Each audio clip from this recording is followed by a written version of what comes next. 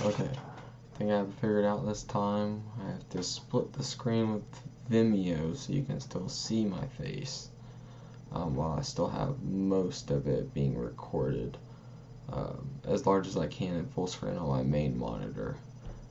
So here's my ID. And let's do the presentation again.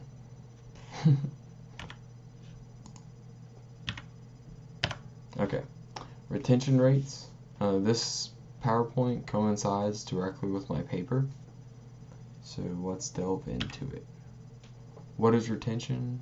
Retention is 4 things: keeping an existing employee, keeping them trained, keeping them knowledgeable in their field, and keeping them compensated. Issues. I broke my paper down into 2 kind of standard general ideas of what the issues are. We have standard retention issues, then we have modern day issues. The modern day issues are mental health, changing of the guard, technology, and the political climate. Mental issues, we can talk about them real quick. Getting assistance and understanding of the issues. 2 things that can directly correlate with modern day law enforcement is getting them assistance and understanding that modern day law enforcement officers need assistance outside their standard work schedule. Changing of the guard. I talked about this a little bit in the paper.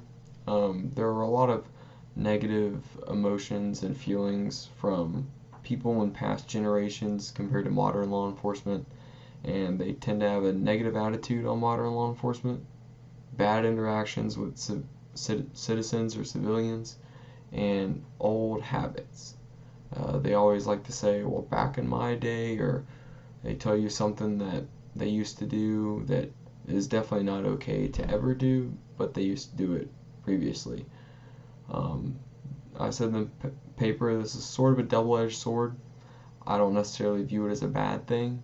It shows that we're changing and adapting and becoming better as law enforcement, but it still does affect retention rates. Technology, just 3 things: phones, social media, and cameras. All 3 of these put a stress on the officer at all times, whether it can be a good thing to hold the officer accountable. It still does play an effect on how the officer handles their personal life. It's hard to do a job when you are just under the scrutiny of either the media or a phone 24/7, and this does affect modern day retention rates. The political climate, I mentioned this in my paper. I don't want to talk too much about it because we all know everything that's happened the past couple of years, but recent police issues and political campaigns have been a big damper on retention rates, and it makes it difficult for officers to stay motivated in their field. Standard retention issues.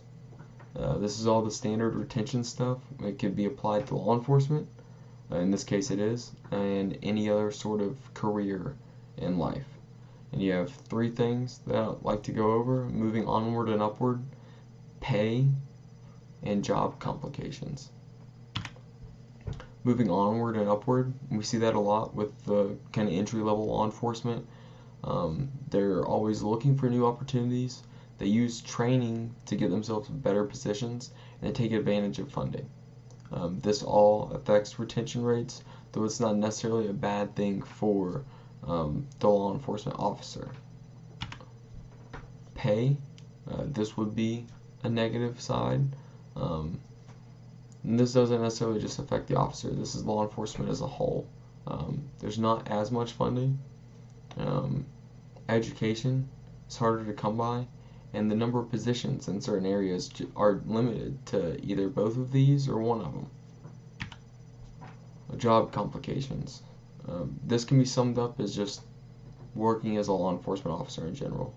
There is stress, there is a distinct pay issue. and the requirements of doing the job are very difficult, and all of these kind of play a factor into what I like to call job complications. Solutions. In the paper, I said there are a number of growing solutions. There isn't one solution, but these are the three that I think are the most important. And it's to increase assistance, give officers training and education, and pay the officers for the stressful job that they have to do. This is a flow chart of how I perceive retention rates getting fixed using those three steps. Step 1 is training and education. Number 2 is to increase their assistance on the job. So whether that's mental health, support from higher up, all of that plays into effect of giving them assistance. And then you come to step 3 when you talk about pay. With both of these, the officers can get that higher pay. And that's all I have. Thank you so much for listening. Bye-bye.